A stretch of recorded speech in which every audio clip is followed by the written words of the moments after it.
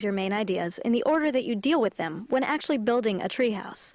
You'd organize them chronologically, so your main ideas could be arranged like this. A. Gathering building materials. B. Building the treehouse. C. Furnishing the treehouse. Topical organization. Topical organization? What is it and why do you care? Well, people who organize their main ideas topically divide their ideas into topics. I'm not being sarcastic. That's what topical organization is. So, just for kicks, say you're giving an informative speech whose specific purpose is to describe the many ways you can have fun at a town carnival. For this speech, you could organize your speech topically, like this. A.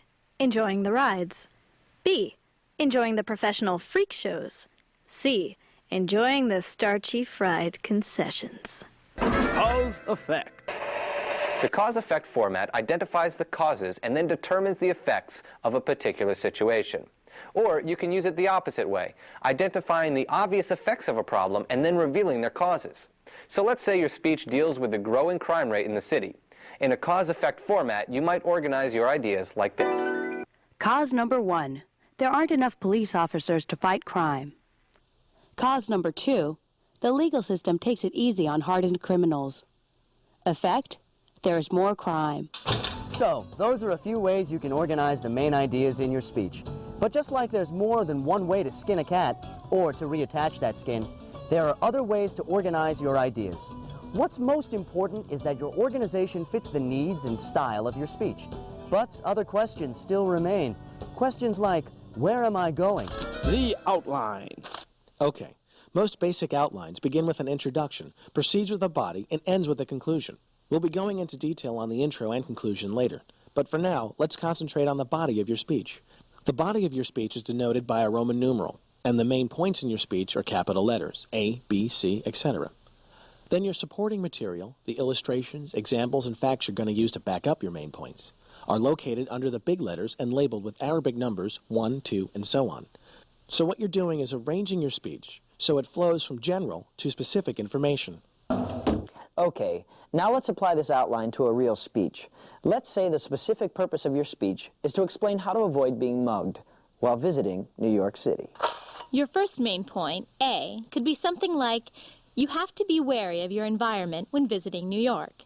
Then you back up this main point with supporting material. Anecdotes, statistics, examples, whatever best suits your speech. These are your tiny ones and twos. So the supporting material might be a statistic like 28% of all tourists are robbed at the bus station. Or maybe an interesting anecdote about your friend who was mugged in an ATM machine at midnight. In any event, this process is repeated for all of your main points. So if your capital B is something like, be wary of the people around you when traveling in New York, you go on to back up this assertion in the same fashion. And that's outlining the body. But just as every tale has a beginning and an end, your speeches must have Introductions and conclusions. You'll find an introduction at the beginning of every speech, but introductions can vary in complexity, so let's take a look at a full-fledged introduction with all the trimmings. A complete introduction has 4 different components.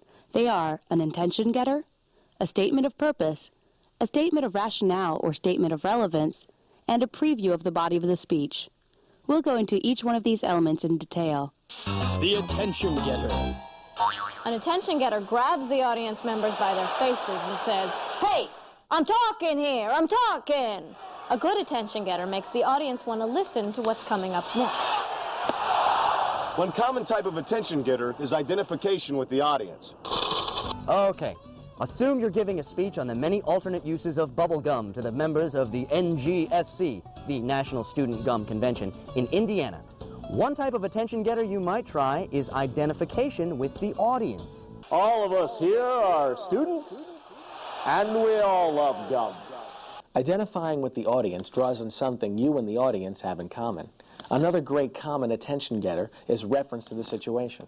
When you do this, you acknowledge the occasion that caused the speech. Here we are, all of us gathered together at the Indiana Gum Convention. The statement of purpose is also a very common attention getter. This tends to work when the audience is already favorable to your ideas or when your thesis is really unexpected. When people think of the things they value, the things that are important to them. They don't often think of gum. Today, I'm changing that. Another winning attention getter? A startling statistic or claim. A strategically placed wad of gum just might save your life. Don't believe me? Listen up. The startling claim or statistic is really effective if there's a gap between what the audience thinks they know and what they actually know. But maybe that's not your speed. Maybe you want to tell a story. I chewed my first piece of gum when I was 7 years old. I still remember it. It was cherry. It was tasty. The flavor was long-lasting. But I never knew it would save my life. You see, Anecdotes can draw an audience right in, especially if they can relate to the characters in the story. Just make sure if you tell a story that it leads you into your main points and that it's not too long. But maybe a story's not the way for you. Maybe making a comparison is more your speed. I looked at a box of baking soda the other day. You know, that stuff does about 15 different things. It cleans. It freshens. I'm surprised it doesn't fight crime. It's almost as versatile as gum. Yeah, that's right. Gum. Comparisons are usually effective because differences and similarities are easily understood. Next up is the rhetorical question. A rhetorical question is a question for which no answer is expected. It's designed to make the audience think. The danger of the rhetorical question is that someone might answer it. What would you do if I told you the answers to your problems were in that stick of gum in your pocket? A final attention-getting example is the quotation. A famous folk song once raised the question, does the bubble gum lose its flavor on the bedpost overnight? Possibly, but it doesn't lose any of its other qualities. Bubble gum is... The right quote could be the perfect attention getter to rope in your audience. Just make sure the quote you choose is applicable to your speech. And those, my friends, are the attention getters. Use them right and they'll be a knockout introduction. That is, of course, if you make the other sections of your intro just as strong. Sections like the statement of purpose, stating the relevance of your speech, and the preview of the body. Moving right along. If you didn't use a statement of purpose as your attention getter, it's a good idea to include one in your introduction anyway. Usually, if you give the audience your thesis statement in the introduction, your statement of purpose is also revealed. Another must in the introduction is explaining the relevance of the topic to your audience. In this section of the intro, you tell the audience how your topic relates to them. This way you'll make the ideas of your speech important to them right off the bat. This will motivate them to listen to the speech. And finally, there's the preview of the body of the speech. By giving the listeners a preview of what's coming, summarizing the main points you'll be making, you can help your audience follow along throughout your speech. The conclusion. A conclusion is what comes at the end of your speech. It draws together everything that's been said and indicates what the audience should do or believe as a result of the speech. It's the last part of your outline and can be broken up into 4 parts. A. Summarize your main points. B. Restate your purpose. C. Call your audience to action. And D. Round off. A simple summary of main points is exactly what it sounds like. Tell them what you told them and be brief. The restatement of purpose is your opportunity to make a final appeal to the audience. It's your last shot to tell the audience exactly what you want them to do or believe. The call to action motivates the audience. It urges them to act. If your speech is about the dangers of mountain climbing, this step urges them to be wary while climbing. And finally, rounding off gives your speech a balanced, circular feel. So if you can somehow connect your conclusion back to the attention getter in your introduction, you're in good shape. So how do you do all this stuff? What kind of stuff do you put in the conclusion to make it as effective as possible? Well, a lot of the strategies for introductions can also be used in conclusions. A quotation can always sum up the purpose and topic of the speech with a few memorable lines. So I urge you, take a chance. As my 4th grade Little League coach once said, you can't steal second base and keep 1 foot on first. Challenging the audience is a technique speakers sometimes use in a conclusion. Challenging the audience motivates them to achieve the speech's purpose. And so, the next time you go into the bathroom, make sure to ask the owner of that bathroom, where are the peanuts? And finally, you can always offer up a utopian vision, which emphasizes what could happen if the speaker's challenge to action is met. And if we can accomplish this, if we can convince the powers that be to ban baseball, we'll live in a world free of fear. A world where we don't have to worry about a simple ball changing the course of our lives. Well, that brings us to the end of our discussion on the informative outline. Now, I know what you're thinking. You're thinking, is there more? More to life? More to happiness? More to outlines? Sadly, there's nothing more to life, but there is more to outlines. Outline or persuasion. Now, I take it you're familiar with informative outlines, unless you've just walked into the room, in which case you should buy your own tape. But if you're on the level, sit back and learn about Monroe's motivated sequence, an outline which is often used for the persuasive speech. Monroe's motivated sequence is a pattern of arranging information so as to motivate an audience to respond positively to your purpose. There are 5 steps in the motivated sequence which can be streamlined into an outline. These steps are the attention step, the need step, the satisfaction step, the visualization step, and finally, the action step. These 5 steps exist in a chain. Failure to fulfill any of these steps might send your speech down the drain. Right now, we'll go over each step of Monroe's motivated sequence in detail. Step 1, the attention step. You learned about attention getters when we discussed introductions earlier. Well, the attention step in Monroe's motivated sequence serves the same purpose as an attention getter in a standard informative speech outline. The attention step just may be the most important step in your whole speech. If you want to make your audience feel a certain way, you've got to rope them in early. That's what the attention step does. The purpose of this step is to make the audience give you its undivided attention. This step should make the audience anxious to hear what you have to say, jumping out of their seats even. Johnny Ringo's back in town. Now, how do I know this? Because just the other day I saw him steal a milkshake from a little boy. Just pushed him over and stole it. Now, how long before he steals something from you? Step 2, the need step. The need step demonstrates that a distinct need exists for the audience members. The need may be to know something, to change a certain belief or opinion, or even an institution that needs to be fixed. This is the step where the bulk of your supporting material should be. Your statistics, anecdotes, and facts can all serve to motivate. We need to force Johnny Ringo out of our homes. Every day he robs, pillages, cheats on taxes, kicks our dogs, pollutes our waters, poisons birds, plagiarizes our work, and sets up rigged carnival games in our town square. Now, he is an outlaw in the truest sense of the word, and we got a civic duty to run him out of town. Huh? So the result of this step should be that the audience should feel they need to know something or do something. It's the kick in the butt step. Step 3, the satisfaction step. The satisfaction step presents the answer or solution to the need you demonstrated in step 2. You have to convince the audience that what you're telling them will actually satisfy the need you've brought up.